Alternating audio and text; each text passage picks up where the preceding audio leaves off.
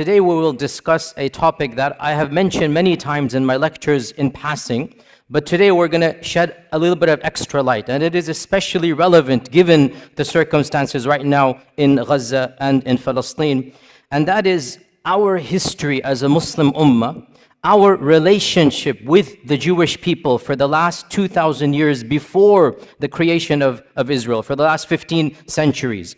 Because the fact of the matter is that it is truly sad in light of our contributions to the survival and the flourishing of these demographics that they seem to ignore and neglect all of these centuries of positive interactions. Because the fact of the matter, once again, Christian Europe treated this demographics in a very different way than we did. And multiple times in history, the Muslim Ummah and the Muslim civilization played a vital role in protecting hundreds of thousands of persecuted Jewish people. So we need to be aware of this, and we need to know our own history. And again, only so much can be said for the history of 15 centuries. But as you're roughly aware, we went over this in detail this earlier part in a number of lectures.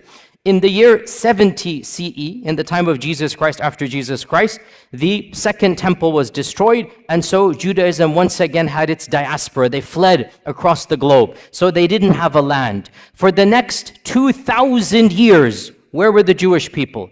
Under Christian and then Muslim rule. For 1,500 years before 1947, 1,400 years before 1947, where were the Jewish people?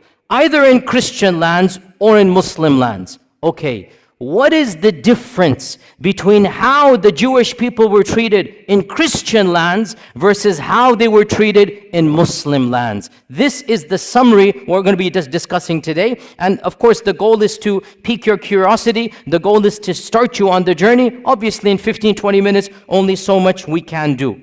We need to understand Christianity from its inception has been extremely intolerant of the Jewish people. Why? Because according to their theology, what did the Jewish people do to their own God, to the Son of God? Well, according to their theology, what did they do? They murdered the Son of God. So from the beginning, there's a term that is found in Christian literature. I'm not inventing this term. It's called Christ killers.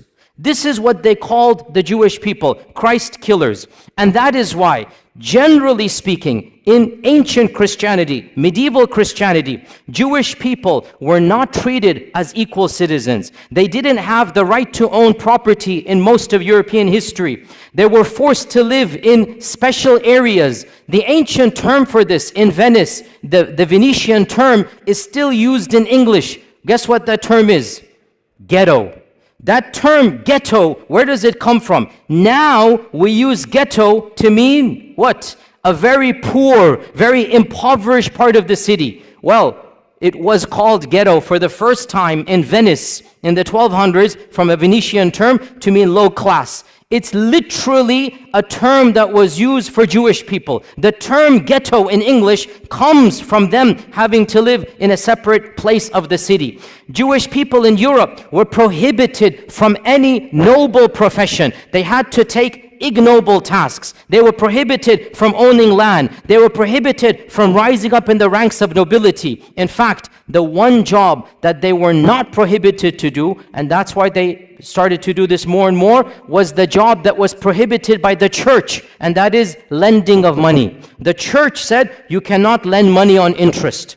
And Christians, if they do so, they're going to go to hell. They're going to be damned. This is Christian law, by the way. Jewish people were exempt because they're not Christian. And they couldn't work in so many other areas. This is not anti-Semitic. I'm teaching you history. This is a fact. Jewish people then took on, by and large, in Europe, the profession of money lending, charging interest. Because they weren't allowed any other job. They weren't allowed careers. And this was prohibited by the church. You'd be damned. So what did they do? They became the proto-bankers, the first bankers.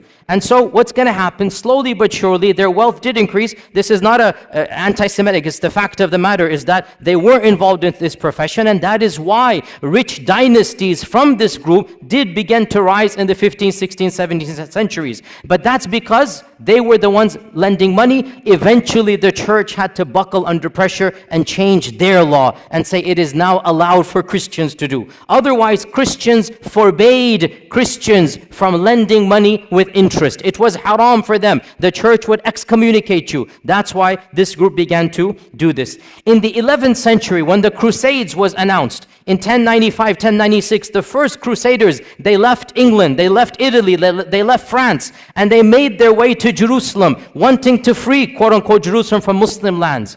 Do you know what happened before they reached Jerusalem? They started massacring Jewish people. Where? In Europe. Why? What has that got to do with Jerusalem? They began to reason, if we're going to go to Jerusalem where Jesus walked, we should avenge his death before we get there.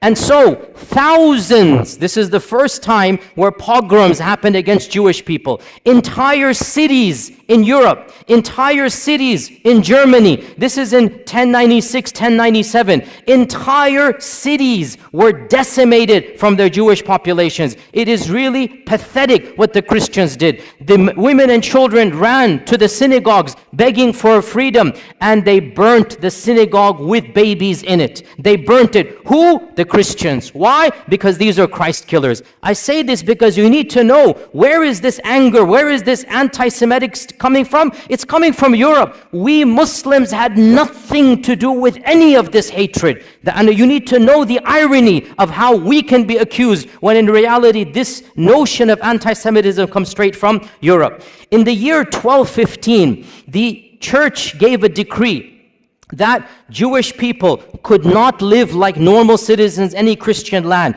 They had to wear a different clothing. They had to live in different places of the city. They had to have specific professions.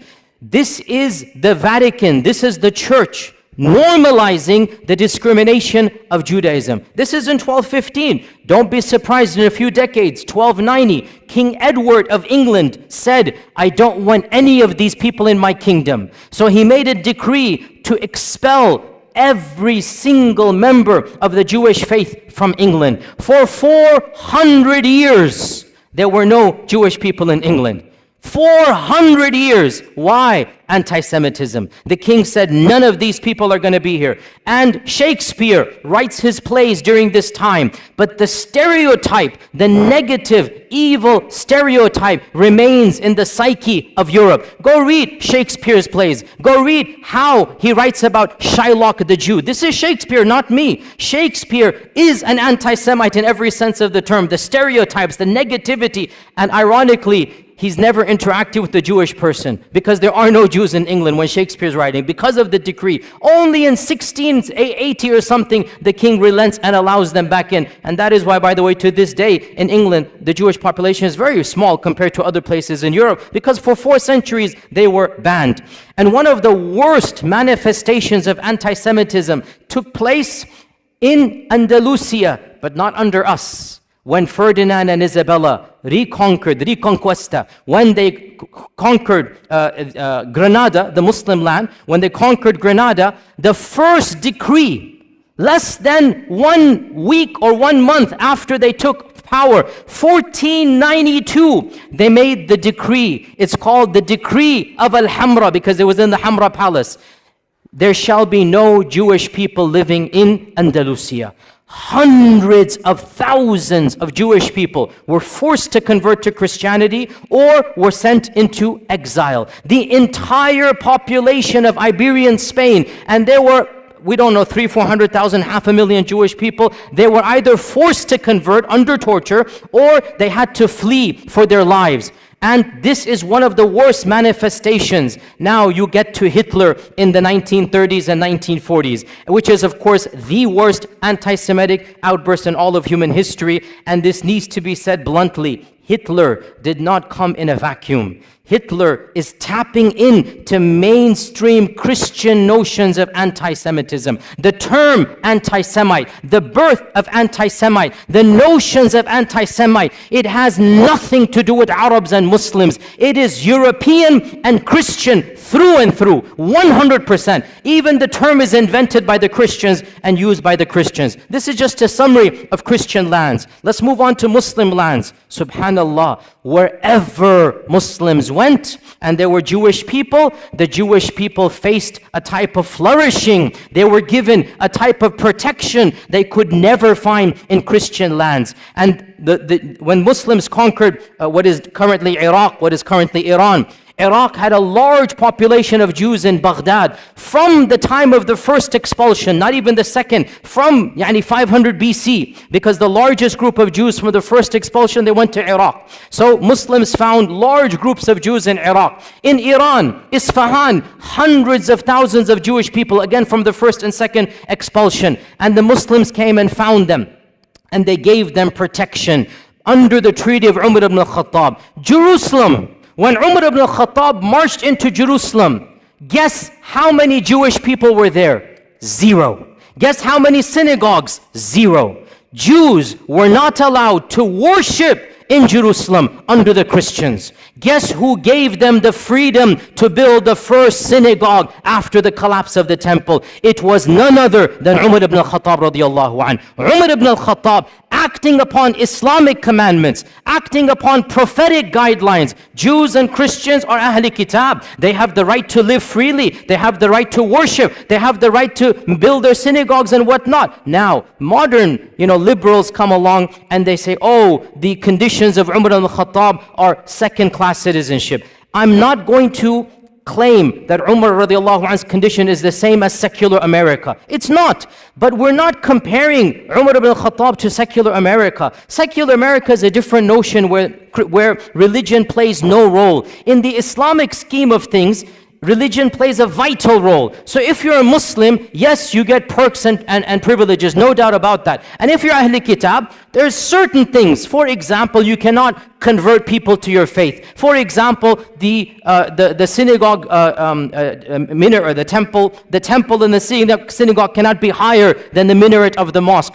I agree, these are conditions, but we're not comparing Umar ibn al-Khattab to modern liberalism. We're comparing Umar ibn al-Khattab to the rest of the world. The fact of the matter, never once in all of Islamic history was there a policy to kill all Jews. Was there a policy to persecute all Jews? Was there a policy to expel all Jews? So Umar ibn al-Khattab radiyallahu anh allowed the Jewish people to come back into Jerusalem. This is the first time they could come back and build the first synagogue under the Khulafa al-Rashidun. And the rest, as they say, is history. That in Baghdad, when the Abbasids made their Baytul Hikmah, the famous house of wisdom, they hired the most competent translators regardless of their background. And because Muslim people weren't studying ancient Greek and whatnot, some of the best translators were from a Jewish background, because they're the ones studying ancient Greek, ancient Latin. And so Baytul Hikmah hired the top Jewish minds to be in charge of the House of Wisdom. And when the Fatimids and when the Umayyads of Spain instituted their own Baytul Hikmah, because they wanted to compete. There are 3 khilafas. They wanted to compete with one another. So they made their own institutes of publishing. They also hired the best and brightest minds, regardless of their background. Jews and Christians were at the top of this list. You have to understand why. Muslims weren't studying ancient Greek and whatnot. These civilizations were. So the khulafa and the sultans hired these people and gave them the best salary so that they can work with them. And one of the most interesting examples in our own history in Andalusia was under the Ta'ifa kingdom of Granada in around 1000, 1030 CE, like basically literally 1000 years ago, the prime minister of Granada, the Sultan was Muslim, the prime minister was a rabbi, and his name is Ismail ibn Naghrillah, Ismail ibn Naghrillah. And he was a rabbi. He was a learned man. He rose in the ranks until he became the prime minister of Qurtuba.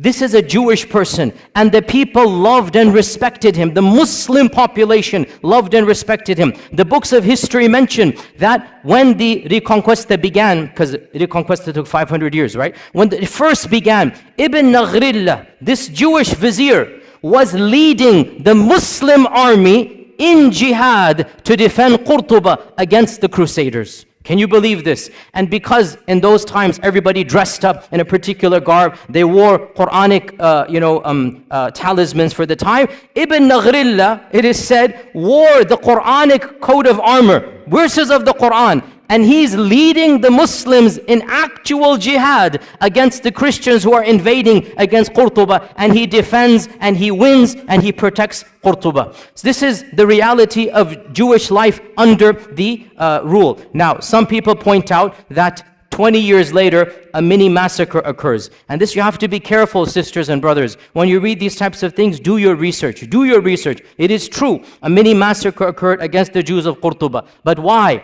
I'll tell you why. You won't find this too often because people just want to say, oh, the Muslims rebelled and they massacred hundreds of Jewish people in Qurtuba. It's true. But I'll tell you the story. This guy, Ibn Naghrillah, he died and he was buried with honors. His son, 21 years old, was given the next viziership as an honor, that your father was the vizier, you become the vizier. His son is Yusuf ibn Naghrillah. Yusuf turned out to be a traitor. And the first thing he does, he writes a letter to the next kingdom. If you invade on such and such a date, I'll make sure you win over the kingdom, I'll distract the army and whatnot, but there's one condition, you must make me the ruler, and I'll pay taxes to you. Okay? So this guy, Yusuf, he attempted a coup d'etat. And he got his people to support him. And obviously his people were of a Jewish background.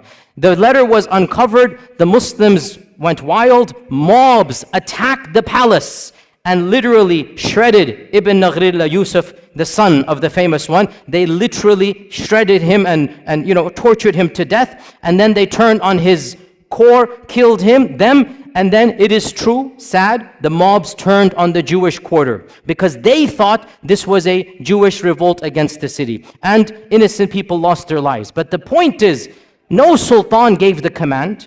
No government instituted this. And the reason why it happened was not because they were Jewish. It's because the notion came that the entire community is treacherous to us. That's why this happened. Then things went back to normal and Jewish communities began to flourish. Within 150 years, the greatest Jewish mind in all of Jewish history was born and raised and studied in Qurtuba. Who is this person? Who can tell me?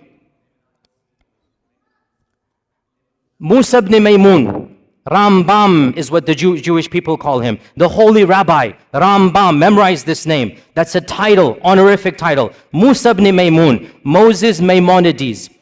In the entire history of Judaism, there is no theologian that is more respected and venerated than Rambam.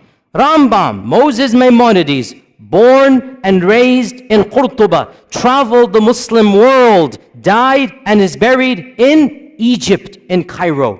He spoke fluent Arabic. He went through the madrasa systems. In those days, if you wanted to study, you went to the madrasa, right? And the madrasa is religious. So you study the sciences along with Quran and tafsir and hadith and fiqh. So Musa ibn Maymun, as a Jewish student, was not just given the freedom, he excelled in his studies. And his biographers mentioned this. I'm not making this up. Read his modern day biography. He lived like a Muslim, prayed like a Muslim, recited Quran like a Muslim. Nobody forced him. It was free. Andalusia, you could be who you are. But he was in such awe of Islam that some people say he secretly converted for a few years. Allahu A'lam. But he lived like a Muslim in the dorms. And there was no pressure because in Andalusia, there was a type of religious freedom that was not found anywhere in Europe. You could be a Christian, you could be a Jew, you could be a Zoroastrian, you could be a Muslim, and everybody lived freely in Andalusia. But Rambam decided to act like and memorize the Quran like a Muslim. Eventually, he goes back to his rabbi, profession, and he begins writing. Now, this deserves an entire lecture. I don't have time to get into there, but it is one of my areas that I love to read about because intellectual history is my area. Moses Maimonides, listen, I'll just summarize it. He took Islamic concepts and he Judaicized them.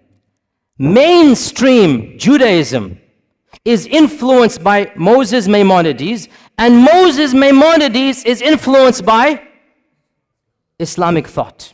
Now this is not a conspiracy. Again, look this up. In fact, there's an entire entry in the Stanford Encyclopedia. I just saw this today to make sure that I can reference to you. The Stanford Encyclopedia Online, which is one of the most largest online encyclopedias. The Stanford Encyclopedia of Intellectual Thought has an entire article, the Islamic influences on Moses Maimonides. And of them, his proofs for the existence of God, his concept of God is coming straight out of Al-Farabi Al-Kindi. His notion of prophethood and what is prophethood. His notion of even theology. Pause here, footnote. Sounds strange, I know. But Judaism, by and large, did not concentrate, did not care about belief. Judaism cared about what? What? Law. Judaism cared about how you act. It had almost nothing to do with Aqidah. That's why they don't have any book on Aqidah. The first book of Jewish theology, who wrote it? Rambam. The first book. And you read this book, and you are reading Al-Farabi, Al-Kindi. You are reading Islamic Mu'tazili thought. His conception of God, of the attributes, of Qadar, his conception of prophethood, it is coming straight out of his madrasa training. And this is now mainstream Jewish belief. I'm not making this up. This is well known. Mainstream Jewish theology is coming straight out of Andalusian madrasa. He just changed it, made it a little bit. And he wrote a creed. To this day, the righteous or the observant Jewish people, the first thing they do when they wake up, they read Moses Maimonides' one-page creed. And it begins, أنا مؤمن, I believe in, just like Aqidah Tahawiyah, just like other Aqidas, it literally begins, I believe in, and there's 13 points. I believe in God, there is one, La Sharika La type of stuff, literally coming out of Islamic thought. He has no partner, cannot be described in this and that, literally goes through, and it goes all the way, and I believe in resurrection, I believe in the Messiah that's going to come, one of the 13 points, I believe in the Messiah. So this is coming from Musa ibn Maymun. By the way, one interesting thing about Rambam, wallahi, so ironic. He became the best physician of his time because he mastered Ibn Sina. So he read Ibn Sina, he mastered Ibn Sina, now he's the best physician. He works his way up. Guess who he becomes the personal doctor to? None other than Salah ad-Din al-Ayyubi.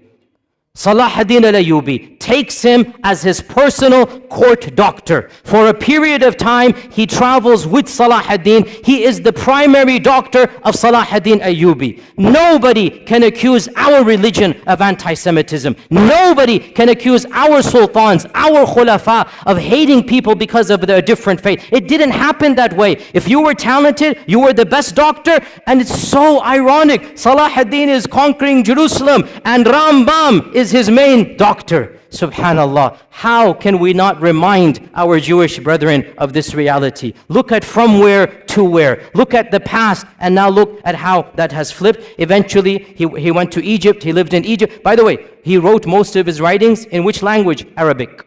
The chief rabbi of Judaism is writing his books in Arabic. This is well known. You can see them and look at them online. And he has a book called The Guide of the Perplexed.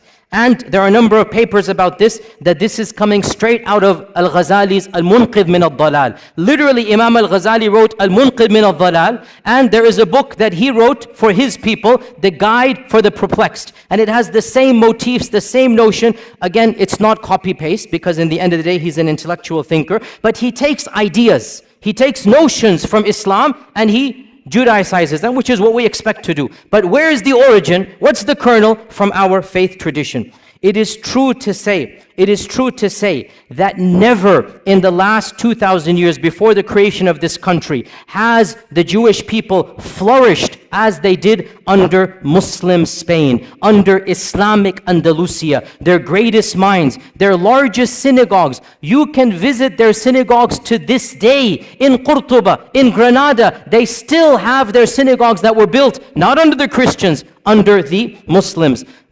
Now in 1492, Ferdinand Isabella come, the first decree, all Jewish people will leave or convert or die, be killed. Where did these 500,000 Jewish people go? The Sultan Muhammad II gave a decree.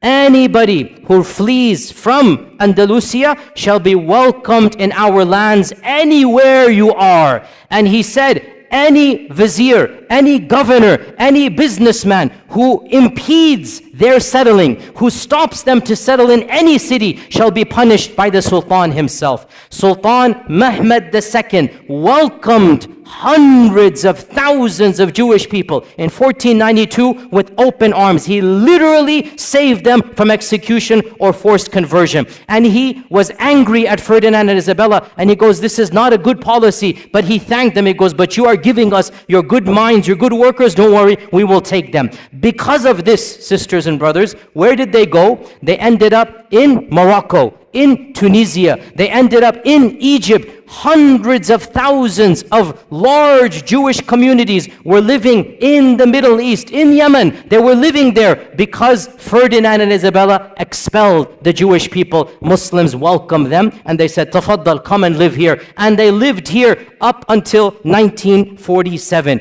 And by the way, before we even get to 1947, let's not forget another chapter in Muslim Jewish history. And this one, I was honestly surprised when I found out. Under Nazi rule, when you're all aware what Hitler did, he made a policy, all the people of that background shall be exterminated. The most inhumane, barbaric policy in the entire history against the Jewish people was Hitler. He literally exterminated them by, gas chambers and whatnot. Guess who intervened where possible? In multiple countries, Muslims, sometimes at risk to their own lives, stood up and protected Jewish people. And wallahi, brothers and sisters, I say to you honestly, I have visited Auschwitz and Dachau. I have studied this chapter in history. Wallahi, I swear to you, if I were alive at that point in time, I would hope to Allah that I have the courage and bravery to stand up against the tyranny of Hitler and to protect innocent women and children. The way they were brutalized, the way they were rounded up and just killed for no reason. Innocent babies, we saw thousands of toys and thousands of shoes of children literally just piled up there, killed for no reason. I would hope I would have that courage as well. And I was so happy to hear so many people stood up. The Sultan of Morocco, interestingly, Morocco was under the French rule, and so technically it was not independent. Yet when the French said, give us your Jewish people, Sultan Muhammad V said, no way. These people are our brethren. They have lived with us for centuries. They shall not be handed over. So Sultan Muhammad refused to obey the Nazi policies under the French rule of the Nazis. Tunisia as well refused. The Ottomans refused. In Bosnia, the Muslims refused. And perhaps the most brave act of courage, because it wasn't a government, it was brave. In France, the Muslims who were under the Nazi occupation. So the Nazis, if you remember your history, they invaded France and they took it over. So you have Nazi rule in France for a few years. You literally had Nazis ruling France before the liberation in 1947. So Nazis are in control. Muslims were allowed to live as second-class citizens. The Imam of the Masjid, Abul Qadir, the Imam of the Masjid, the Grand Mosque of Paris, I visited it. It's a very beautiful masjid built in the 1930s. It's still standing to this day. It's a beautiful, iconic masjid in Europe. The Imam of the Masjid gave a secret talk to the Muslims, and he encouraged the Muslims, if you know any Jewish friends of yours, bring them in. We will protect them in our mosque. The basement of the masjid became a home for the Jews under Nazi rule in France. And this was engineered by the Imam, the Sheikh.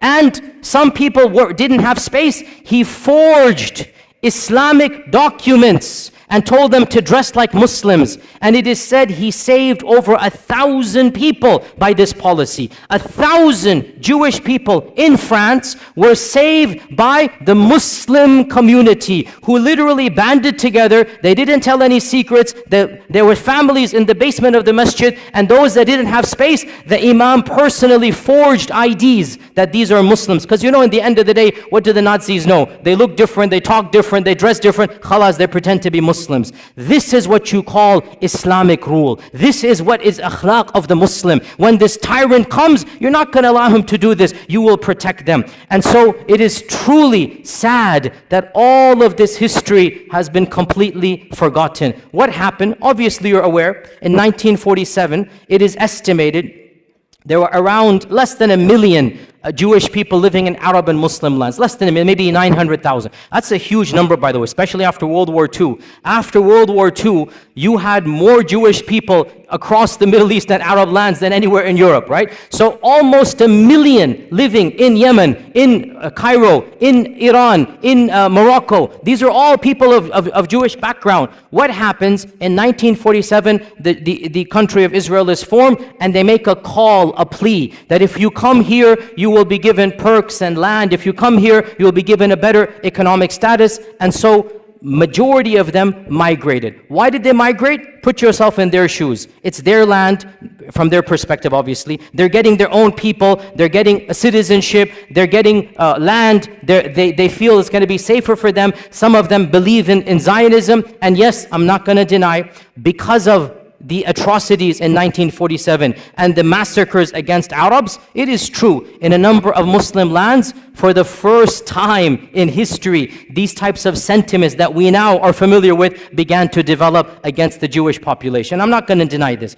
But why did it happen? Because of politics of Israel. Not because they were Jews, because Israel massacred thousands, hundreds of thousands of Muslims, expelled hundreds of thousands of Arabs. Well, then there's going to be a feeling of sentiment. Why are you guys doing here? Go where you belong and whatnot. So all of this put together in the next 5 to 10 years, from 900,000 Jews in Arab and Muslim lands, currently it is estimated there are less than 15,000 across all lands. 200 here, 500 here, all of them have come to Israel. But one final point, and with this we conclude. Subhanallah, this is something you need to know, O Muslims.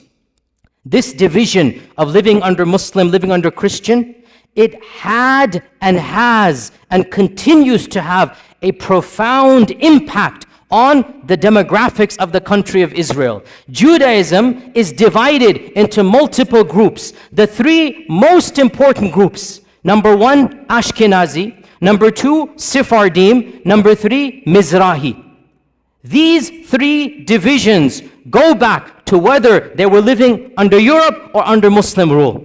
And the most Europeanized Jewish people are the Ashkenazis. These are the ones, they never lived under Muslim lands. These are the ones, they have a different cultural background. They're more European. Generally, they're more secular. Generally, they're the ones in charge. Generally, they're socioeconomically privileged, and they're the governments ever since the founding of Israel. Sephardim are those Jewish people that were kicked out of Andalusia. And Mizrahi are the Jewish people who lived in Arab lands, Yemen, Iran, other places for many millennia. They are the smallest. Generally, Sephardim and Mizrahi are more pious. They're more orthodox. They're more religious. They're more believing in God. And a lot of you don't know this. In Israel, they are treated like second-class citizens. In Israel, because they can tell by your looks, they can tell by your name, they can tell by your culture. The Ashkenazis, who have a white skin color, are the superior class.